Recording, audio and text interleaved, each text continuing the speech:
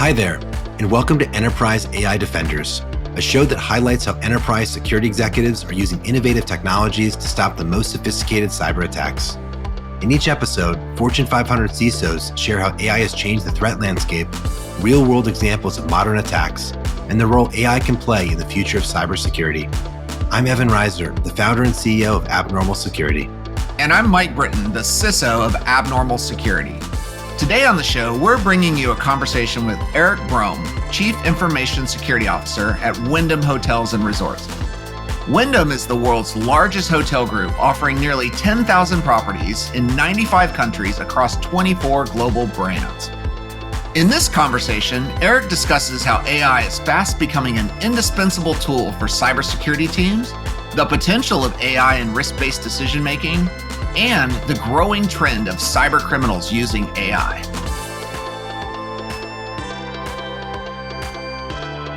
So Eric, thank you so much for joining us. Mike and I have been really looking forward to this episode. Maybe to start, do you mind giving our audience a bit of an overview about your career, maybe how you ended up in the role you're in today? Sure. My intro into cybersecurity was very early on. I have a degree in computer engineering from Rutgers University. Got into some of the more engineering side of things to start my career, and then fell into cybersecurity, right into incident response and data forensics, which normally at this point in time is not the initial career move for most cybersecurity folks. Now it's going to a SOC, be an analyst, work your way up to IR. But this was back in 2004, and back then the industry wasn't very mature yet, and so you could go ahead and start your career in incident response and data forensics. And so worked for a company doing that from 2004 to 2012, where I was brought in by Wyndham Hotels Resorts, who had recently experienced a pretty landmark data breach at the time. If you Google Wyndham and FTC, pretty big deal at the time. And so in response to that was building up a more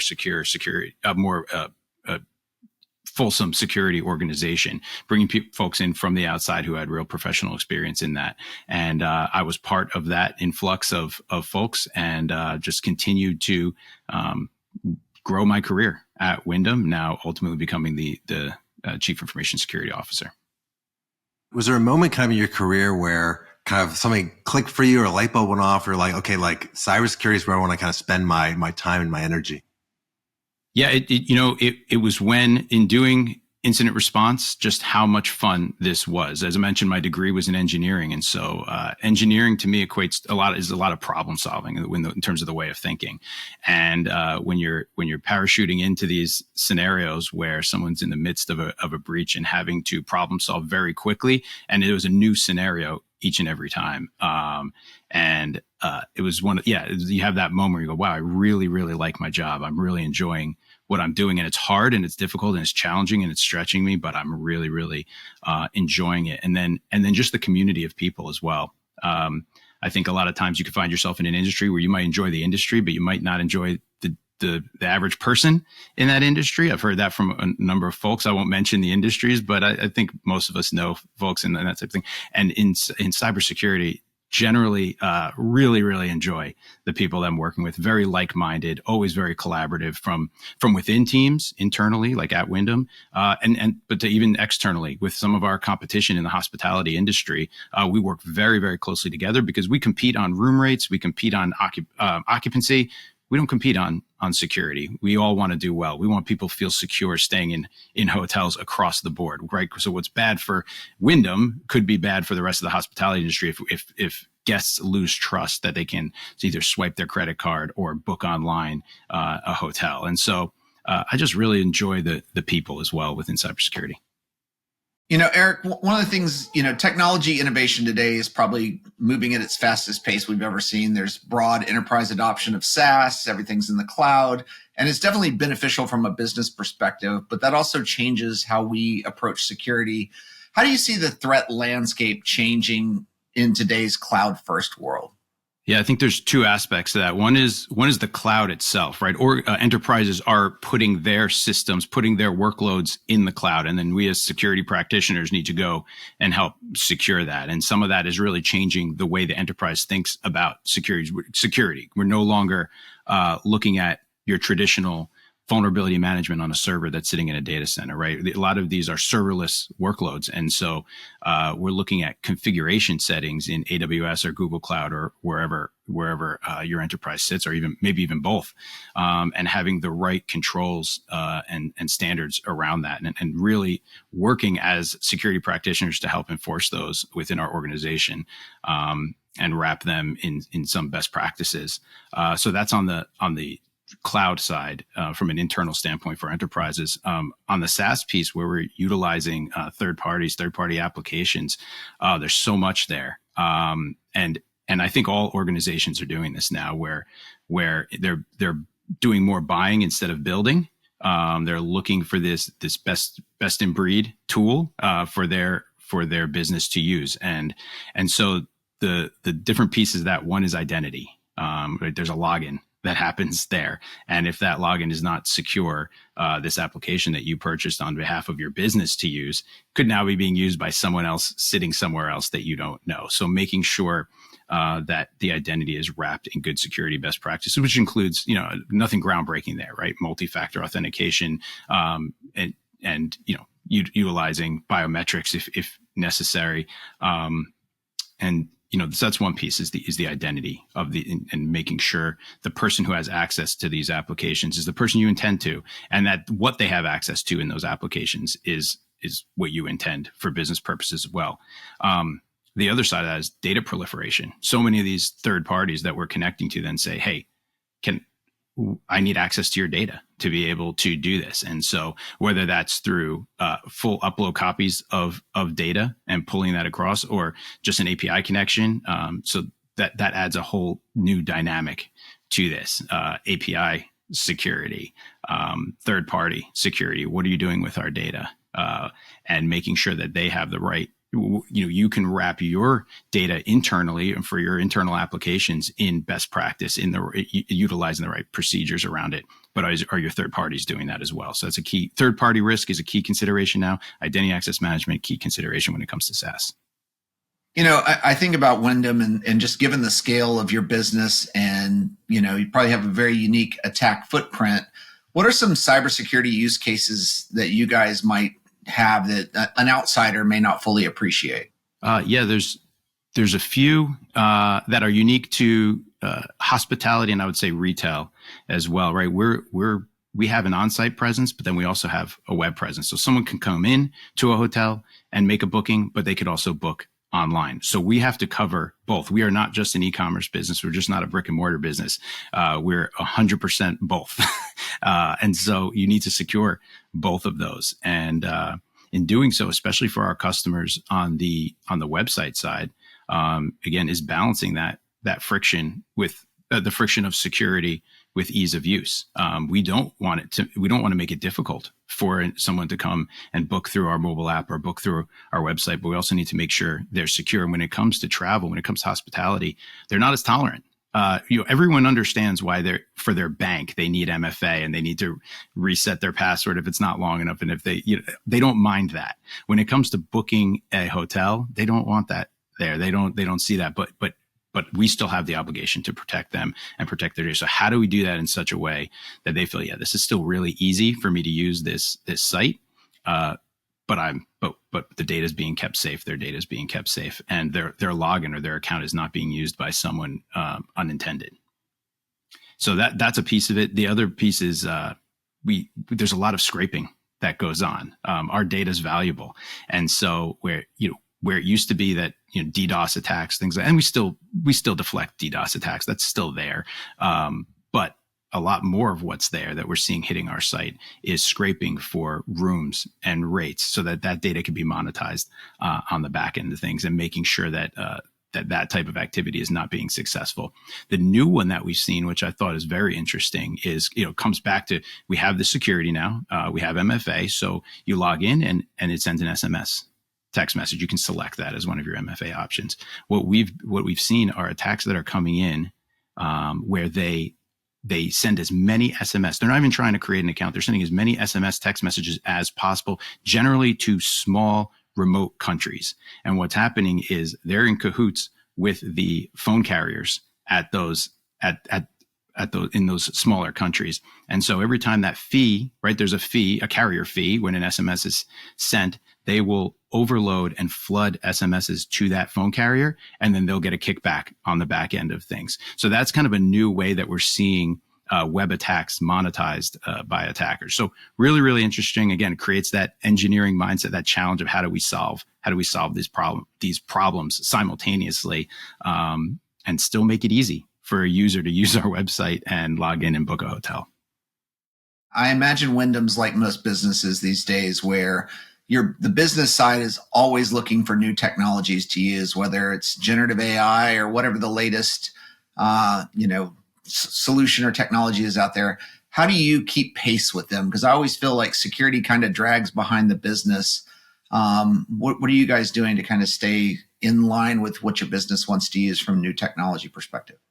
Yeah, Wyndham made an organizational change a few months ago where we combined our IT and sales and marketing department under our chief commercial officer, Scott Strickland. And then we made some other changes as well. So while I'm the CISO, I also now have enterprise architecture under my purview. And so when we look at trying to keep pace there, having security as one of my hats and now enterprise architecture as another, it helps me understand what's coming on the business side through the enterprise architecture hat, and then switch hats quickly and say, okay, how do I now wrap this? Here's what the business wants to do. Here's the strategy going forward. How do I wrap this in security, and how do we make it operational for both usability on the business side, but also for the security teams to make sure that they could put eyes on it and understand what's normal, what's not normal, and if there's anything malicious going on. So Eric, you mentioned Scott Strickland. I spoke with him, I think, before this organizational change, right? We actually did a podcast on a different show together. And one thing I just really admired from that conversation was Wyndham's focus on kind of customer service and then using technology to enable that. And he kind of shared this anecdote of using kind of really early on, but I think before the AI hype wave had kind of fully crested, right? Talked about Wyndham using natural language processing to analyze customer feedback and identify kind of what were the maybe latent kind of opportunities to kind of improve customer service, right? And it was a great example of how AI is being used from organizations to both improve kind of the efficiency and efficacy of internal operations, but also ultimately deliver higher quality of customer experience. And so there's lots of good uses of AI, right? Love to hear kind of your thoughts maybe on and we'll come back to the positive side, but AI is a really powerful tool. Right, tools could be used for good or bad, right? And, Wyndham's did a great job of using it for good, and your customers get a better service, right, because of that. How do you kind of, I guess, what do you worry about in terms of the criminal use of AI, and what do you think the implications are for security organizations as they kind of get ready to prepare for the next generation of attacks? So, as we're seeing AI used. And make no mistake about it, attackers take up tools quicker than we do, right? They're more agile. They don't need to worry about test environments and testing this and politically selling this tool's ROI for the business, right? They just go and they use it, and so they're always out a little bit ahead. And with AI, it's even more complicated because of the velocity that the tool is that AI as a tool is developing. And so, in trying not to lag behind, again, a lot of this is threat intelligence and learning about how AI is being used by attackers before they use it on Wyndham. Where we're seeing it right now, both in other organizations and at Wyndham, is in the social engineering space.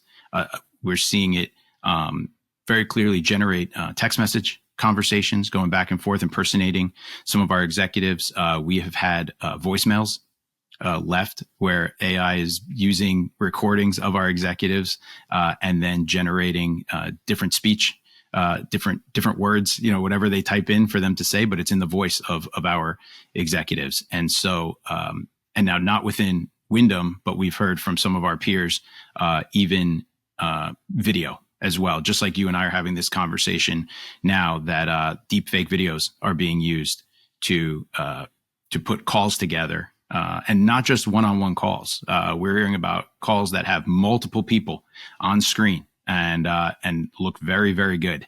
And so social engineering is one of those areas where we now need to up our game on the awareness side, right? The best way to combat social engineering, there's some technical ways to do it as well, but awareness is the top way. And so making our users aware that this is the type of adversary they're up against. These are the tools that they're using. This is what you can expect for them to come at you with. And it's not just high value targets either, right? A lot of the folks that we're seeing targeted in this are in the sales organization. It's not just C-level individuals. And so really, really interesting there, coming on very, very quickly.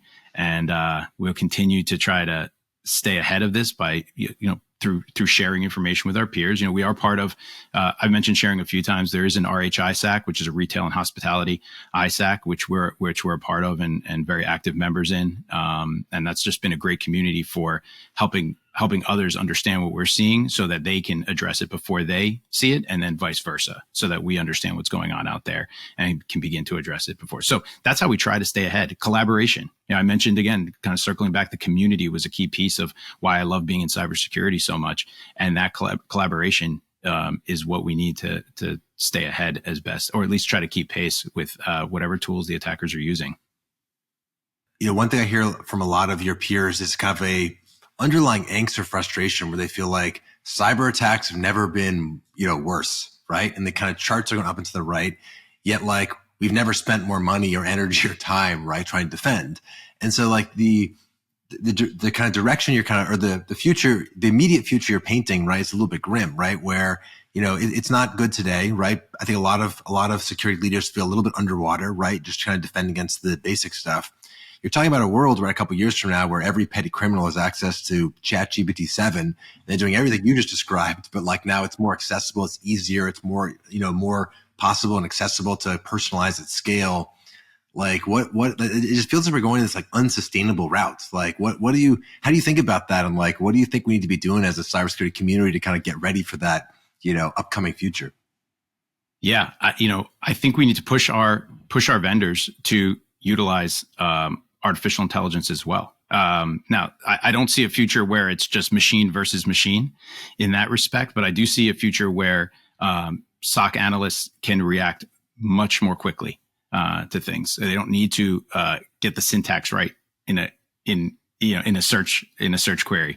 They type in what they're looking for, and the AI understands the types of logs that it has, understands even potentially business context around that, and can help point them in the right direction a lot quicker. So I don't ever see an environment where there's no human in the middle there, but I see AI being a force multiplier for those humans and helping them respond even more quickly. I also think that AI can help us in very similar to the way we're seeing it. You hear about people being diagnosed via AI. They're putting their symptoms in to a medical AI, and it's pulling in all this data and saying, "Hey, I think you have this." And people are saying, "Yeah, my doctor didn't even find that, and this is what it ended up being." And I view it similarly to that, where as we look at this from a risk perspective, that AI has context on both our logs. From our telemetry, from our business strategy and context, and pulls all that together, and we can ask it, "Hey, here's what we're doing. What do we need to be doing? Like, what are the high risk areas that we're not covering? Or here what we're seeing.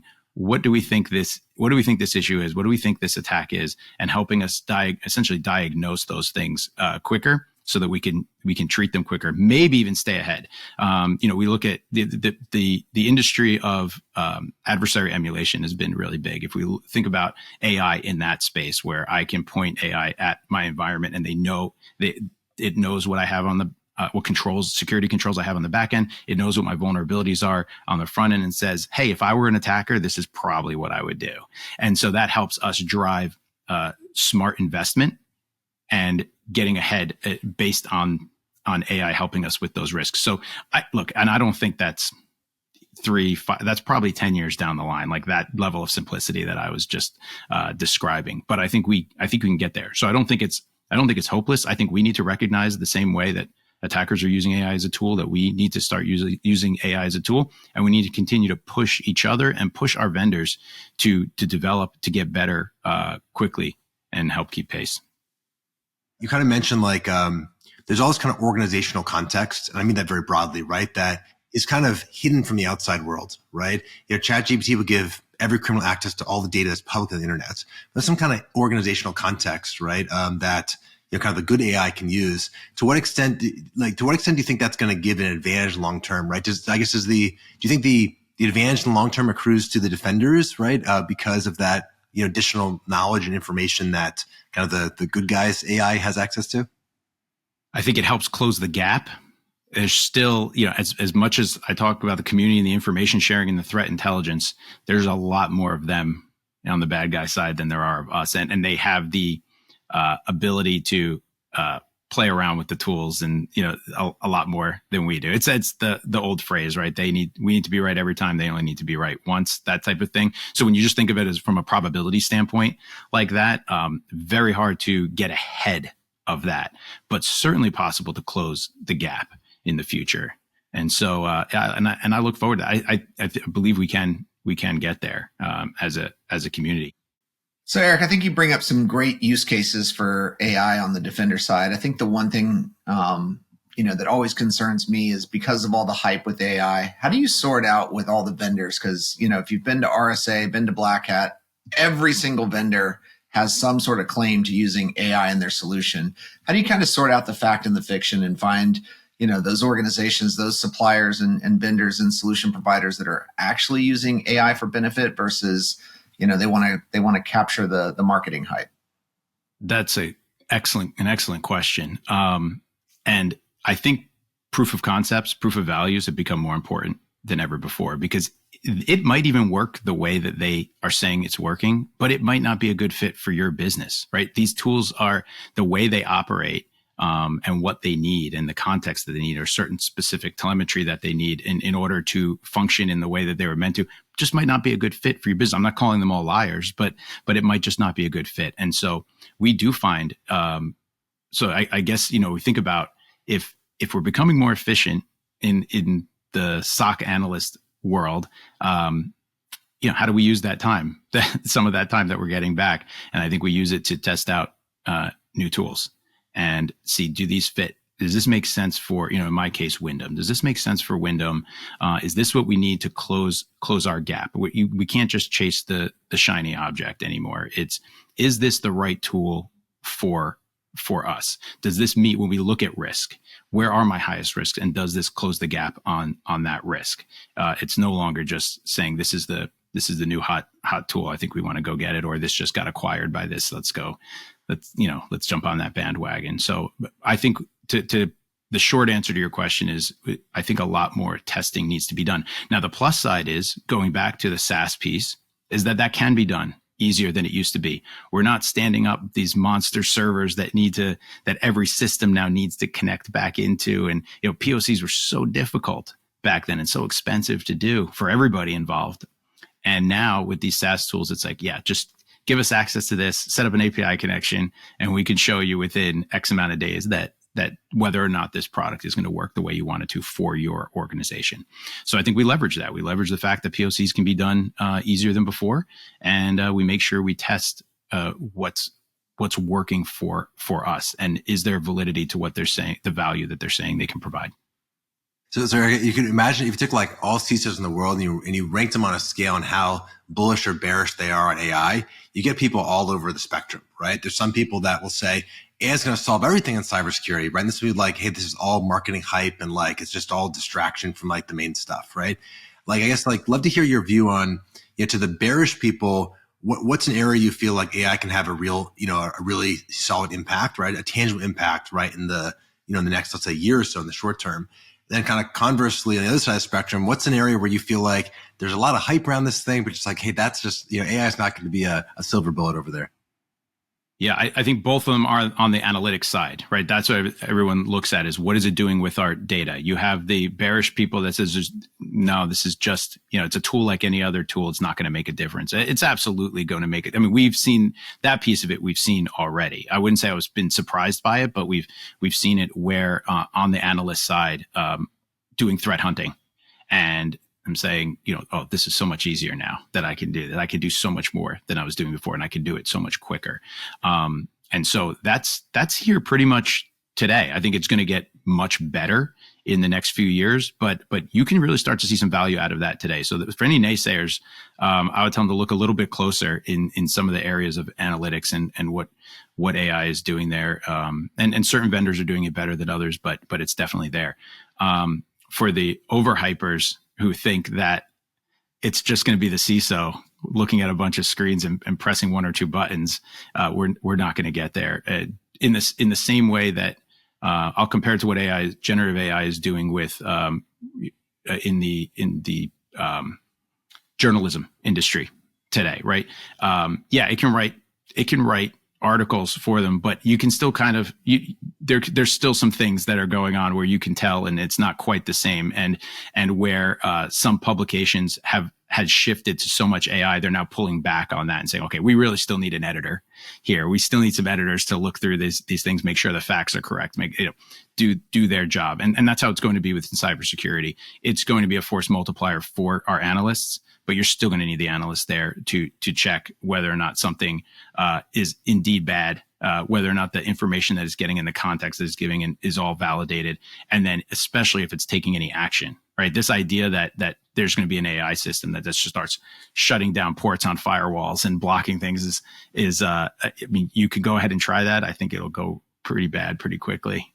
Your business will be screaming pretty quickly. So you still need that individual to take a look and say, okay, this is valid and this is the right action that needs to be taken. Thank you, AI, for suggesting this action, or even maybe the top 5 actions. Thanks for suggesting these top 5 actions. I'm going to take action number 3 because that's the one that works best for my business.